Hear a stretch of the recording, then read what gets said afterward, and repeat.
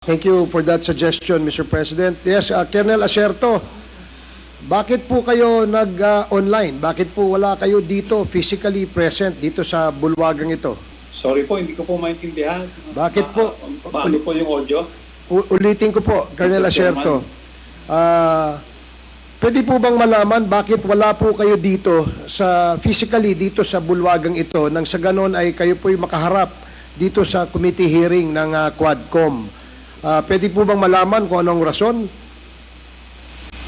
Ako po ay, Mr. Chairman, ako po ay nagtatanong dahil ako po ay pinapapatay ni dating Pangulong Duterte dahil sa ginawa kong report tungkol kay Michael Yang at Alan Lim.